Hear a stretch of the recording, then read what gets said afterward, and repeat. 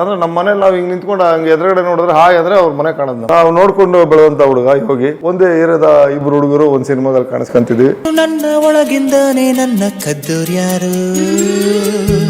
So ನೀವು cinema industry ಬರುವಾಗ ಅನ್ಕೊಂಡಿದ್ದ ಮಾಡಿದ್ರ? ಒಂದಂತದಲ್ಲಿ ಮಾಡಿದ್ದೀನಿ, ಒಂದಂತದಲ್ಲಿ ಮಾಡೋದಿದೆ, ಒಂದಂತದಲ್ಲಿ ಮಾಡ್ತಾನೆ ಇರೋದಿದೆ ಇನ್ನೊಂದಷ್ಟು. 2024 ಏನು ಒಂದಷ್ಟು ಜನ ಅಭಿಮಾನಿಗಳು ಯಾಕೆ ಯಾವುದು ಮಾಡಿಲ್ಲ, ಸಿನಿಮಾಗಳು ಯಾಕೆ ಮಾಡ್ತಿಲ್ಲ ಅನ್ನೋರಿಗೆ ಈ ವರ್ಷ ಬ್ಯಾಕ್ ಟು ಬ್ಯಾಕ್ ಒಂದಷ್ಟು ಒಳ್ಳೆ ಸಿನಿಮಾಗಳ ಕೂಡ ಕೆಲಸ ನಡೀತಾ ಇದೆ. ಈಗ ಇನ್ನೊಂದು 2-3 ಸಿನಿಮಾ ಲೈನಪ್ಪಲ್ಲಿ ಇದ್ದಾವೆ. ಶ್ರೀಧುನೊಂದು ಕಾಂಬಿನೇಷನ್ ಒಂದು ಸಿನಿಮಾ ಪ್ಲಾನ್ ಆಗ್ತಾ ಇದೆ. Sri still active? Yes. So ಈಗ ಶ್ರೀದು ಕೋರಾ ನಡೀತಾ ಇದೆ. ಹೌದು, ಕೋರಾ ನಡೀತಾ ಇದೆ. ಮೊನ್ನೆಗೆ ತಾನೇ ಒಂದು ಆಡಿಯೋ ಇದನ್ನ ಬಿಟ್ಟಿದ್ದಾರೆ, ಒಂದು ಸಾಂಗ್ ಏನೋ ಬಿಟ್ಟಿದ್ದಾರೆ. ಅವರು ಏನೋ ಏಪ್ರಿಲ್ ಏನೋ ಪ್ಲಾನ್ ಮಾಡ್ತಿದ್ದಾರೆ ಗೆಳೆಯ. ಅವನು ಅದು ಮುಗೀತು ಅಂತಂದ್ರೆ ಅವನೊಂದು ಕಾಂಬಿನೇಷನ್ ಒಂದು ಪ್ಲಾನ್ ನಡೀತಾ ಇದೆ.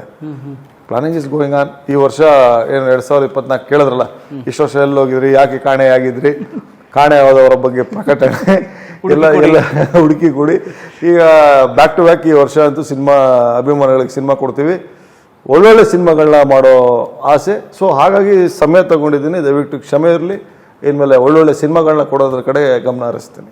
ಹೊರಟ 2 ಏನಾದ್ರು ಮಾಡ್ತೀರಾ? ಖಂಡಿತ, ಅದ್ರದ್ದು ಕೆಲಸ ನಡೀತಾ ಇದೆ. ಅದೇ ಅವನು ನಂದು ಕಾಂಬಿನೇಷನ್ ಪ್ಲಾನಿಂಗ್ ನಡೀತಾ ಇರೋವಂಥದ್ದು. ಸೊ ಅವನು ಆ ಸಿನಿಮಾ ರಿಲೀಸಿಂಗ್ ಇದೆ, ನಂದು ಈ ಸಿನಿಮಾ ಕೆಲಸ ನಡೀತಾ ಇದೆ.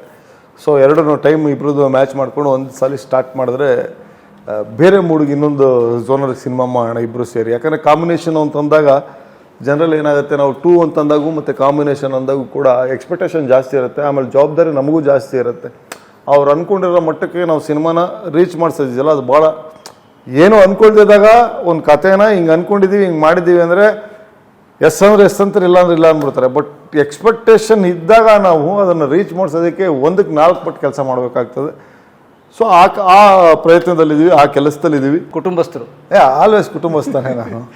ಕುಟುಂಬ ಎಲ್ಲರೂ ಕುಟುಂಬಸ್ಥರು. ಯಾಕೆಂದರೆ ಎಲ್ಲರಿಗೂ ಒಂದು ಕುಟುಂಬ ಅನ್ನೋದಿರುತ್ತೆ. ಅಪ್ಪ ಅಮ್ಮ, ಮನೆ, ಹೆಂಡತಿ, ಮಕ್ಕಳು. ಅದು ಒಂದು ಏನು ಹೇಳ್ತಾರೆ, ವೈಯಕ್ತಿಕ ಬದುಕು ಎಲ್ರಿಗೂ ಇದ್ದಂಗೆ, ಲೋಕದಲ್ಲಿ ಎಲ್ರಿಗೂ ಇದ್ದಂಗೆ ಎಲ್ರಿಗೂ ಒಂದೊಂದು ವೈಯಕ್ತಿಕ ಬದುಕಿರುತ್ತೆ. ಸೊ ಅದರ ಜೊತೆಗೆ ಪ್ರೊಫೆಷ್ನಲ್ ಕೆಲಸ, ಸಿನಿಮಾ ಅದ್ರ ಕಡೆ ಹೆಚ್ಚಿಗೆ ಗಮನ ಇರುತ್ತೆ. ಯಾಕಂದರೆ ಇದು ನಾವು ಇಷ್ಟಪಟ್ಟು ಬಂದಿರೋವಂಥ ಜಾಗ. ಆಮೇಲೆ ಇದು ಬಿಟ್ಟರೆ ಬೇರೆ ತಲೆಯಲ್ಲಿ ಓಡಲ್ಲ. Cinema cinema cinema cinema cinema cinema cinema. ಅದು ಹ್ಯಾಂಗ ಹೇಳಲು ಹುಡುಗಿರು ಚಂಚಲ. ಸರ್, ಕೋವಿಡು ಸಿನಿಮಾ ನನಗೇನೋ ಅಂಥ ವ್ಯತ್ಯಾಸ ಕಾಣಿಸ್ತಿಲ್ಲ. ಬಟ್ ನನಗೆ ವ್ಯತ್ಯಾಸ ಕಾಣಿಸ್ತಿರೋದು ಏನಂತಂದರೆ, ಮುಂಚೆ ನಿಮಗೆ ಥಿಯೇಟ್ರಿಗೆ ಜನ ತುಂಬ ಬರೋರು. ನಿಮ್ಗೆ ಹೆಂಗಿರೋದು ಅಂತಂದರೆ, ಅವತ್ತಿನ ದಿವಸಕ್ಕೆ ಟೆಂಟ್ ಇರ್ತಿತ್ತು, ಥಿಯೇಟ್ರ್ ಸಿಂಗಲ್ ಸ್ಕ್ರೀನ್ ಜಾಸ್ತಿ ಇರ್ತಿತ್ತು, ಗಾಂಧಿ ಕ್ಲಾಸ್ ಇರ್ತಿತ್ತು, ಅದಾದ್ಮೇಲೆ ಮಿಡ್ಲ್ ಕ್ಲಾಸು, ಅದಾದ್ಮೇಲೆ ಬಾಲ್ಕನಿ. ಈಗ ಗಾಂಧಿ ಕ್ಲಾಸ್ ಕಟ್ಟಾಗಿದೆ. ಅವತ್ತಿನ ದಿವಸಕ್ಕೆ ಏನೋ ಅರ್ನಿಂಗ್ ಜಾಸ್ತಿ ಇರೋರು ಸಿನಿಮಾ ನೋಡ್ತಿದ್ರು, ಅರ್ನಿಂಗ್ ಒಂದು ಸ್ವಲ್ಪ ಕಡಿಮೆ ಇರೋರು ಸಿನಿಮಾ ನೋಡ್ತಿದ್ರು. ಸಿನಿಮಾಗೆ ಬರೋ ಮಂದಿ ಜಾಸ್ತಿ ಆಗಿದ್ರು. ಇವತ್ತು ಅರ್ನಿಂಗ್ಸ್ ಕಡಿಮೆ ಆಗಿದೆ, ಅಂದರೆ ಖರ್ಚುಗಳು ಜಾಸ್ತಿ ಆಗಿದೆ. ಓಕೆ, ಅದ್ರ ಜೊತೆಗೆ ಏನಾಗಿದೆ, ನಮಗೆ ಸಿಂಗಲ್ ಥಿಯೇಟ್ರ್ಗಳು ಕಡಿಮೆ ಆಗ್ತಿದ್ದಾವೆ. ಥಿಯೇಟ್ರ್ಗಳು ಒಂದಷ್ಟು ನಿಮಗೆ ಗೊತ್ತಿರೋ ಹಾಗೆ ಒಂದಷ್ಟು ಕ್ಲೋಸ್ಗಳಾಗಿದ್ದಾವೆ. ಮಲ್ಟಿಪ್ಲೆಕ್ಸ್ಗಳು ಜಾಸ್ತಿಗಳಾಗ್ತಿದ್ದಾವೆ. ಆಮೇಲೆ ಇವತ್ತೇನು ನಾವು ಡಿಜಿಟಲ್ ಅಂತಿದ್ದೀವಿ. ಡಿಜಿಟಲೀಕರಣದ ಜೊತೆಗೆ ಜನ ಥಿಯೇಟ್ರಿಗೆ ಬರೋದು ಒಂದಷ್ಟು ಕಡಿಮೆ ಏನಾಗಿದ್ದಾವೆ. ಥಿಯೇಟ್ರಿಗೆ ಬರೋವಂಥ ಮತ್ತೆ ಆ ಒಂದು ಇದು ಸ್ಟಾರ್ಟ್ ಆಗಬೇಕು. ಯಾಕಂದರೆ ಇವಾಗೆಲ್ಲ ಮೊಬೈಲಲ್ಲಿ, ನೀವು ಹೇಳಿದಾಗೆ ಎಲ್ಲ ಮೊಬೈಲಲ್ಲಿ ಸಿಗ್ತಿದೆ. ಸಿನಿಮಾನ ಬಿಡು ಮೊಬೈಲಿಗೆ ಬರುತ್ತೆ. ಬಟ್ ನಿಮಗೆ ಒಂದು ಸಿನಿಮಾ, ಒಬ್ಬ ನಿರ್ಮಾಪಕರು ಮತ್ತು ಒಂದು ಡೈರೆಕ್ಟ್ರು ಅಥವಾ ಒಂದು ತಂಡ ಒಂದು ಸಿನಿಮಾ ಮಾಡಿದೆ ಅಂತಂದರೆ, ಬಿಕಾಸ್ ಅವರು ನಿಮ್ಮನ್ನೇ ನಂಬ್ಕೊಂಡೇ ಮಾಡಿರೋವಂಥದ್ದು. ನೀವು ಥಿಯೇಟ್ರಿಗೆ ಬಂದು ಸಿನಿಮಾ ನೋಡಿ ನೀವು ಎಂಜಾಯ್ ಮಾಡಲಿ ಅಂತ ನಾವು ಸಿನಿಮಾ ಮಾಡೋಂಥದ್ದು. ಎಲ್ರಿಗೂ ಹೇಳೋದೇನಂತ, ಥಿಯೇಟ್ರಿಗೆ ಬನ್ನಿ, ಸಿನಿಮಾ ನೋಡಿ, ಎಂಜಾಯ್ ಮಾಡಿ. ಮತ್ತೆ ಟಿ ವಿಗೆ ಬರುತ್ತೆ, ಮತ್ತೆ ನಿಮ್ಮ ಮೊಬೈಲಿಗೆ ಬರುತ್ತೆ.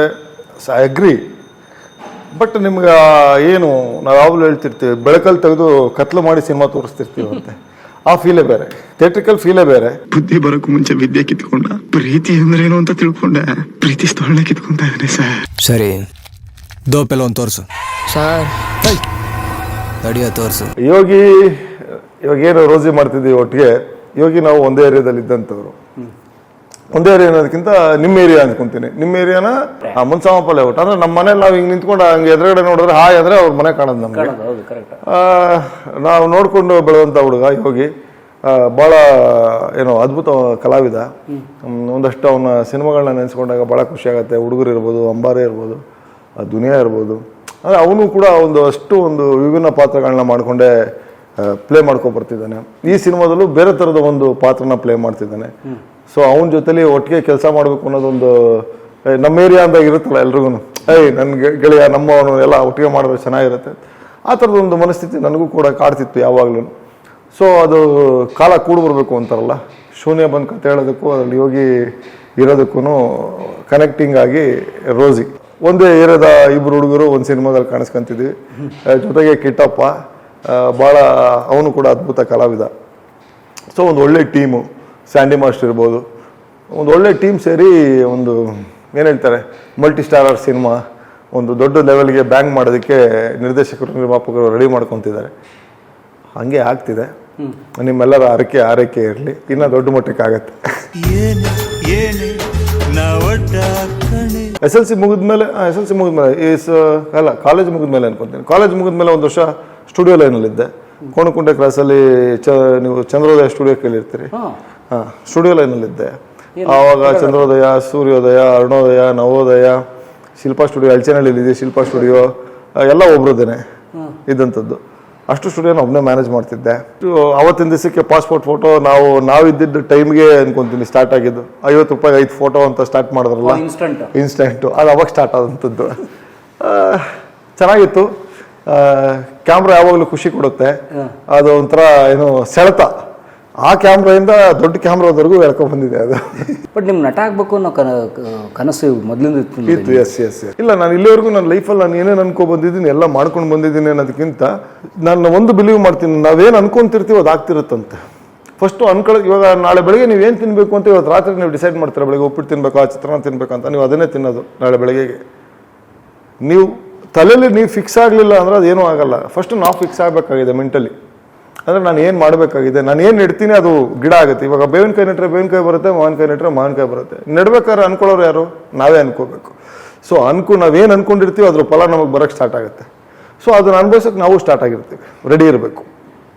ಬೇವು ಹಾಕ್ಬಿಟ್ಟು ಮಾವಿನಕಾಯಿಯೂ ಬರೋಲ್ಲ, ಮಾವಿನಕಾಯಿ ಹಾಕ್ಬಿಟ್ಟು ಬೇವಿನಕಾಯಿಯೂ ಬರೋಲ್ಲ. ಹೇಗೆ ಇದು ಬದಲಾಗಕ್ಕೆ ಸಾಧ್ಯ ಇಲ್ವೋ? ನಾವು ನಮ್ಮ ಮನಸ್ಥಿತಿಲಿ ಯಾವಾಗಲೂ ಇದು ಆಗಲ್ಲ ಅಂದರೆ ಏನೂ ಆಗಲ್ಲ. ಆಗುತ್ತೆ ಅನ್ಕೊಂಡ್ರೆ ಎಲ್ಲವೂ ಆಗುತ್ತೆ. ಅನ್ಕೊಳ್ಳೋ ಮನಸ್ಥಿತಿ ಸ್ಟಾರ್ಟ್ ಆಗಬೇಕು ಫಸ್ಟು ನಮಗೆ ಅಂತ ನನ್ನ ಅನಿಸಿಕೆ. So you mean to say thoughts become things. Yes, ನಮ್ಮ ಆಲೋಚನೆ ನಿಮಗೆ ಯಾವಾಗಲೂ ಕಾರ್ಯರೂಪಕ್ಕೆ ಬರುವಂಥದ್ದು. ಇವತ್ತು ಇವತ್ತು ಬೆಳಗ್ಗೆ ಫೋನ್ ಮಾಡ್ತಾರೆ, ಸರ್ ಇವತ್ತು ಸಿಗೋಣ, ಸಿಗೋಣ ಅನ್ನೋ ಥಾಟ್ ಪ್ರೋಸೆಸ್ ಅಲ್ವ ಇಲ್ಲಿವರೆಗೂ ಕೂರಿಸಿದೆ ನಮ್ಮನ್ನು. ನಾವು ಆ ಪ್ರೋಸೆಸ್ಗೆ ಆಗುತ್ತಾ ಇವತ್ತು ನೋಡೋಣ, ಇವತ್ತು ಅದು ಆಗುತ್ತಾ ನೋಡೋಣ, ಅಷ್ಟೇನೆ. ಸಿಂಪಲ್. ಆಗುತ್ತೆ ಅಂದರೆ ಆಗುತ್ತೆ.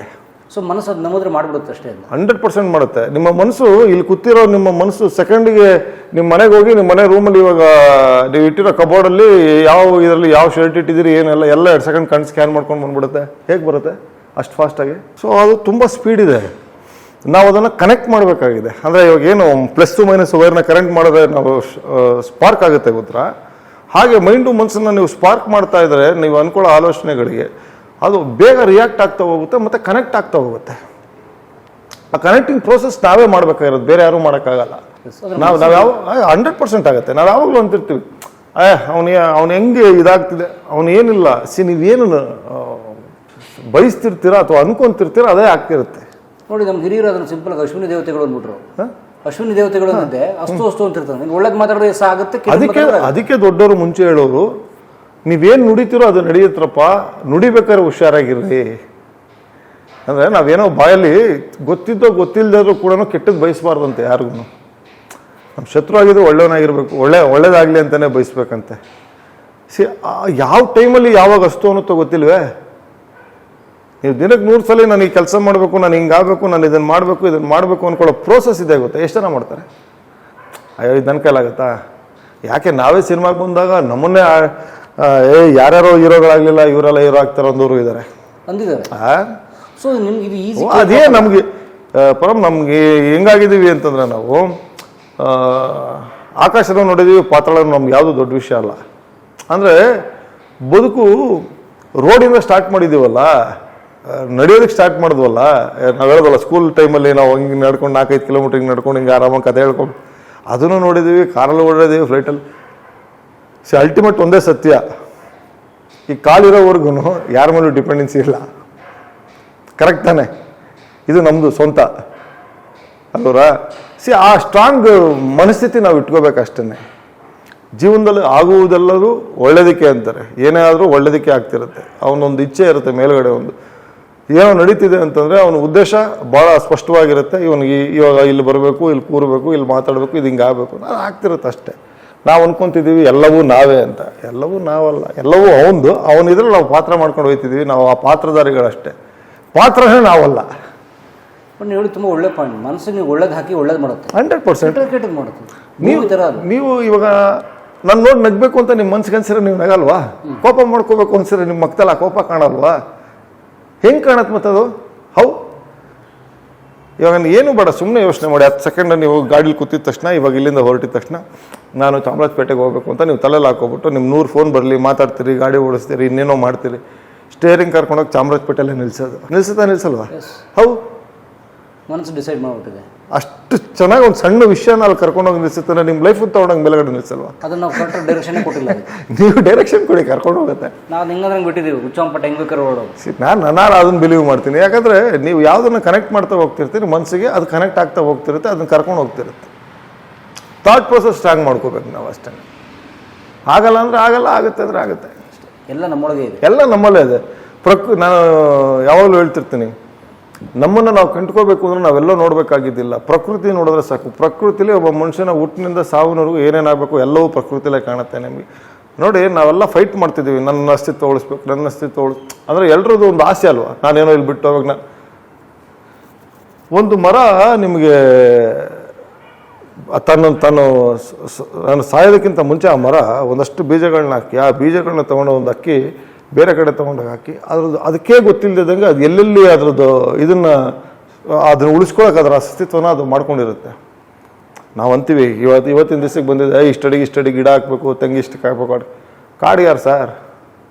ಮೆಜರ್ಮೆಂಟ್ ಹಾಕ್ದವ್ರು ಯಾರು? ಕಾಡಿಗೆ ಗಿಡ ನೆಟ್ಟವ್ರು ಯಾರು? ನೀರು ಹಾಕ್ದವ್ರು ಯಾರು? ಒಂದೊಂದು ಮರ ಇಷ್ಟಿಷ್ಟಪ್ಪ. ನನಗಿನ್ನ ನೆನಪು, ಶಬರಿಮಲೆಗೆಲ್ಲ ಹೋದಾಗ ನೀವು ನೋಡಿದ್ರೆ ತಬ್ಬಕ್ಕೆ ಆಗಲ್ಲ, 4 ಜನ ನಿಂತ್ಕೊಂಡ್ರು ಒಂದೊಂದು ಮರನ. ಅಂತ ಕಾಡಲ್ಲಿ ಪಕ್ಕದಲ್ಲೇ ಮರಗಳು. ನಾವು ಇವಾಗೇನು ಪ್ಲಾನ್ ಮಾಡಿ ಪ್ಲಾಂಟೇಶನ್ ಹಾಕ್ತೀವಿ, ಅಷ್ಟಡಿ ಇಷ್ಟಡಿ ಗೊಬ್ಬರ ಪಾತಿ.